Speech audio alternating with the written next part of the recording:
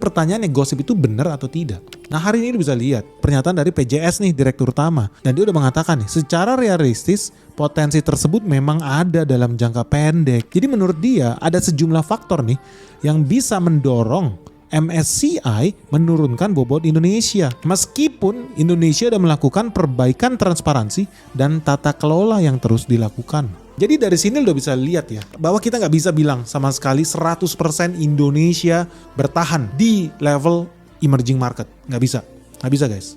Itu nggak bisa, karena di sini yang ngomong udah bosnya bursa saham di Indonesia. Dia bilang apa? Ada potensinya memang. Jujur nih dia, bagus juga sih, jarang-jarang pejabat kita ada yang jujur ya. Tapi dia jujur bilang, memang ada potensi bursa efek kita bisa downgrade dari emerging market tingkat menengah ke frontier market, tingkat negara-negara capcay ya di situ ya. Tapi bisa jadi itu kabar baik juga buat kita. Kenapa? Ya karena itu bisa jadi momen nih buat kita bersih-bersih, koreksi diri, bikin regulasi yang lebih bagus, transparansi yang ada, sehingga in the long run malah justru jadi bagus sih buat investor. Apa iya?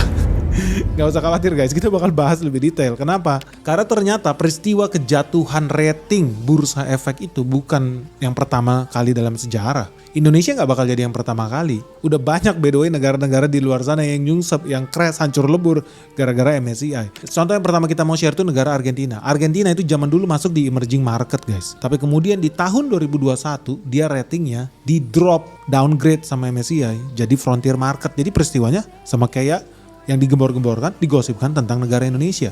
Apa yang terjadi di Argentina saat itu? Sebetulnya ada 4 alasan utama kenapa MSCI itu nge-downgrade Argentina. Yang pertama dan paling penting karena ada capital control. Jadi kontrol arus keluar masuk modal itu diperketat. Di zaman itu lu kalau jadi orang Argentina susah banget lu investasi di Argentina, terus lu mau tarik duit lu wah dipersulit. Jadi capital outflow itu dipersulit. Lu bayangin kalau jadi investor asing pun mau investasi di sana ya jadi takut dong. Karena ada apa? Pembatasan capital, arus modal itu dibatasin. Mau masuk susah, mau keluar lebih susah lagi. Bahaya buat investor. Makanya nggak heran kalau MSCI bilang wah ini bahaya lu invest ke Argentina. Downgrade bursanya. Nah yang kedua apa? Pembatasan nih. Repatriasi dana investor asing.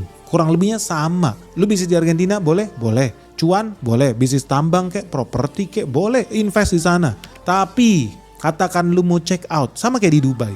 Lu jual apartemen lu. Diskon 50%. Tadinya $1 juta. Sekarang lu jual 500 ribu. Lu happy dong dapat 500 ribu dolar. Kabar buruk guys. 500 ribu dolar lu gak bisa lu bawa terbang balik pulang kampung. Ditahan lu di bandara. Gak bisa. Itu yang terjadi. Jadi repatriasi dana itu susah banget. Dan yang paling ngeri, banyak banget intervensinya sama pemerintah. Udah tahu pemerintah juga isinya orang goblok ya di Argentina. Ternyata 11-12 sama negara Kazakhstan guys.